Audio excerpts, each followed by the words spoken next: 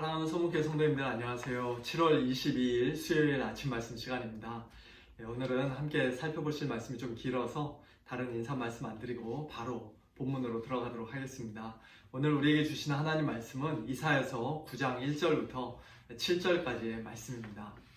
예수님을 메시아로 믿지 않는 유대인들이나 성경을 하나님의 말씀으로 믿지 않는 현대 자유주의 신학자들은 구약 성경의 모든 말씀이 결국에는 예수님을 가리키는 것이며 또 예수님 안에서 온전히 성취되었다는 사실을 부인합니다.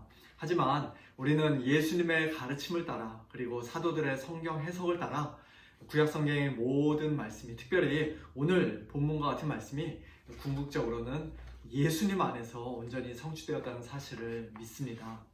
먼저 오늘 본문 1절과 2절을 보시면 전에 고통받던 자들에게는 흑암이 없으리로다.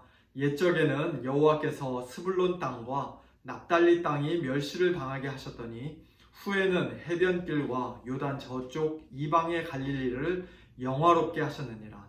흑암에 행하던 백성이 큰 빛을 보고 사망의 그늘진 땅에 거주하던 자에게 빛이 비치도다 라고 말씀하시는데요.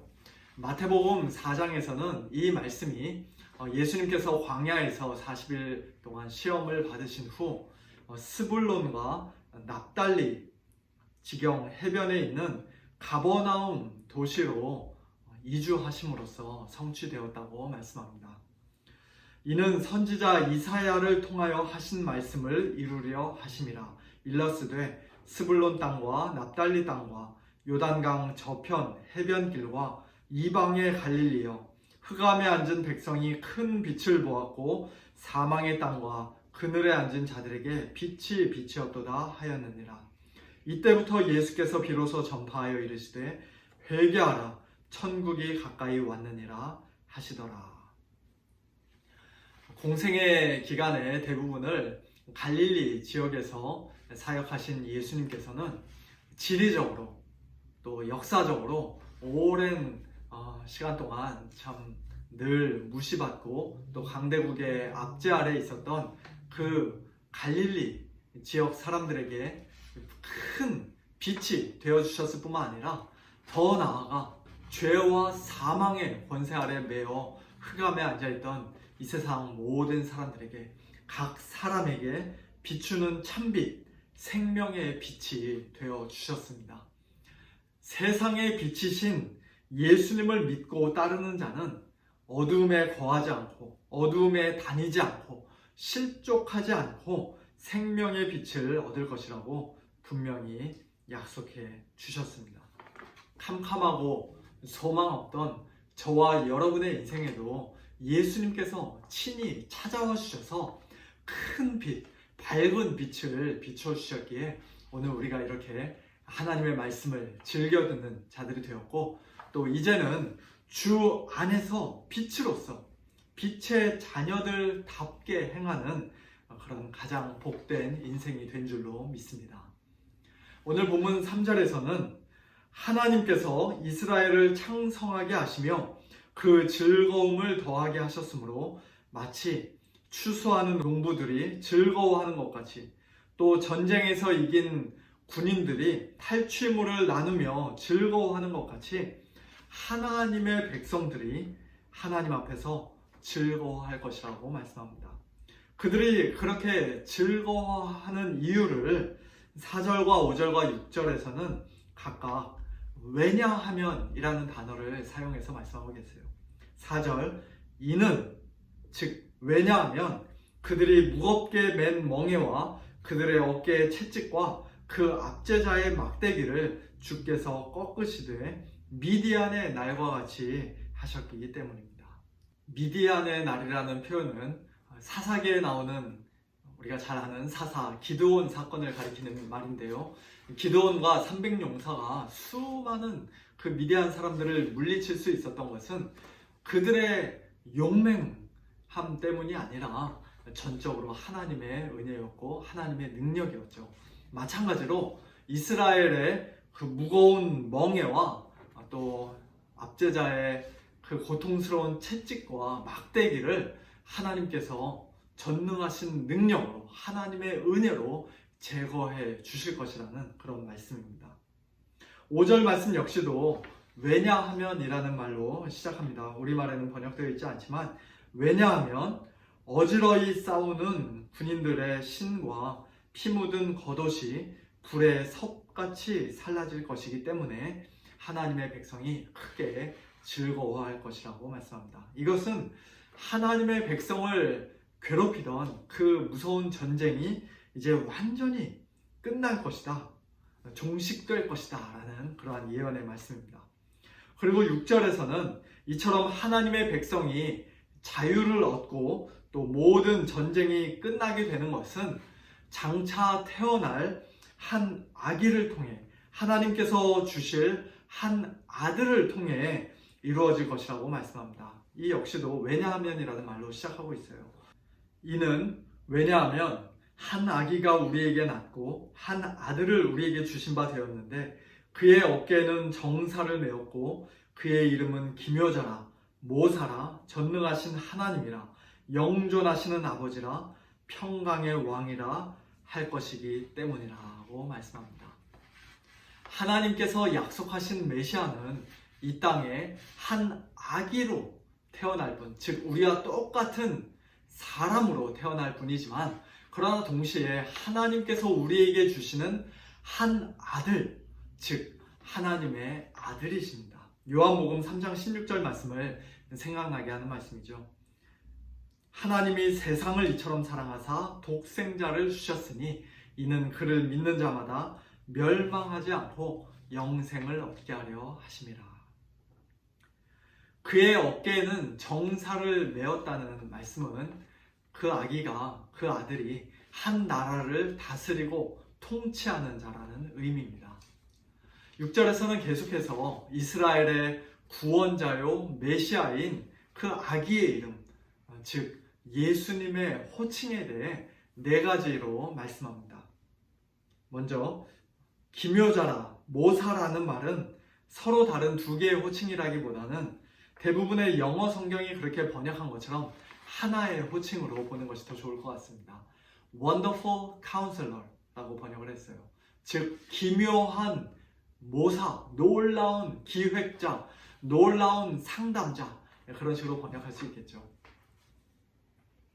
그의 위에 여호와의 영, 곧 지혜와 총명의 영이요 모략과 재능의 영이요 지식과 여호와를 경외하는 영이 강림하실 것이라는 이사야 11장 2절 말씀처럼 예수님은 지혜와 총명과 모략과 지식이 가득하신 분입니다. 우리 성도들은 스스로 지혜롭다 생각하며 자기 계획대로 인생을 살아가는 자들이 아니라 우리 인생의 운전대를 가장 지혜로우신 예수님께 이미 맡겨드린 사람들이죠. 너는 마음을 다하여 여호와를 신뢰하고 내 명철을 의지하지 말라. 너는 범사의 그를 인정하라. 그리하면 내 길을 지도하시리라는 말씀처럼 우리의 참된 지혜가 되시는 예수님을 우리가 마음을 다하여 신뢰하고 의지하고 인정한다면 주님께서 우리의 인생길을 친히 지도하시고 가장 선하게 이끌어 가시는 것을 우리는 두 눈으로 똑똑히 보고 경험하게 될 것입니다. 예수님께 적용할 수 있는 두 번째 호칭은 더욱 놀라운 이름입니다. 전능하신 하나님이라. 한 아기가 태어날 것인데 그 아기의 이름이 전능하신 하나님이라니 예수님 외에 과연 누가 이런 호칭으로 불릴 수 있겠습니까? 이 세상에서 가장 지혜롭다는 사람들도 힘이 없어서 자기가 계획한 것을 결국에는 이루지 못할 때가 많이 있는데 우리 예수님은 가장 지혜롭고 명철한 분이실 뿐만 아니라 가장 강한 용사요 전능하신 하나님이시기 때문에 계획하신 것을 반드시 이루실 수가 있습니다. 죄와 사망의 권세로부터 또 사탄 마귀의 멍에로부터 우리를 얼마든지 풀어주시고 우리에게 참된 자유를 주실 수 있는 분이신 것을 우리는 믿습니다. 세 번째 호칭은 영존하시는 아버지입니다. 즉 영원한 아버지라는 뜻이에요. 여기서 아버지는 삼위일체에서의 아버지라는 말과는 다른 의미죠. 삼위일체 안에서 아버지는 항상 성부 하나님이시고 예수님은 아들이신 성자 하나님이십니다. 우리는 기도할 때 하나님 아버지라고 기도하지 예수님 아버지라고는 기도하지 않습니다. 그럼에도 불구하고 오늘 본문에서 예수님을 영원한 아버지라고 칭하는 것은 예수님께서 우리를 지으시고 우리를 돌보시는 분, 즉 우리의 창조주시오 또 우리의 왕이시기 때문입니다. 마지막 네 번째 호칭은 평강의 왕입니다. 예수님은 왕이신데 특별히 평강의 왕, 평화의 왕이세요. 하나님과 원수되었던 우리 죄인들에게 은혜와 평강을 주시기 위해 또 우리로 하여금 하나님과 화평을 누리게 하시기 위해 평강의 왕이신 예수님께서 친히 십자가에 달리셨습니다. 또한 그 십자가로 유대인과 이방인 사이에 가로막혀 있던 그 당시 가장 높은 담, 증오하고 서로 미워하던 그 담을 허무시고 그 둘을 하나 되게 화평하게 하셨습니다. 오늘 우리 역시도 하나님과의 서먹서먹한 관계를 다시 회복하고 또 깨지고 뒤틀렸던 모든 인간관계를 바로잡을 수 있는 참된 평화는 오직 평강의 왕이신 예수님 안에서만 가능한 줄로 믿습니다.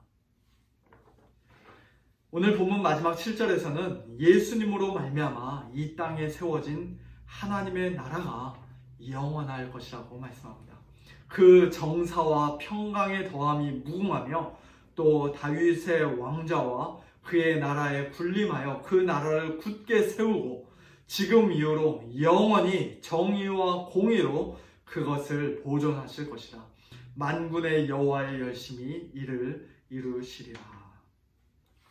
우리 인간들의 열심이 하나님의 나라를 이루고 완성시키는 것이 아니라 만군의 여호와의 열심이, 하나님의 질투가, 우리를 향한 하나님의 변화없는 헌신과 사랑이 하나님 나라의 왕이신 예수님을 통하여 반드시 이루고 완성하실 것입니다. 오늘도 이 귀한 믿음 가지고 하나님 나라의 백성답게 크게 기뻐하고 즐거워하는 우리 모두가 될 수 있기를 우리 주님의 이름으로 축원합니다. 함께 기도하겠습니다. 하나님 아버지 감사합니다.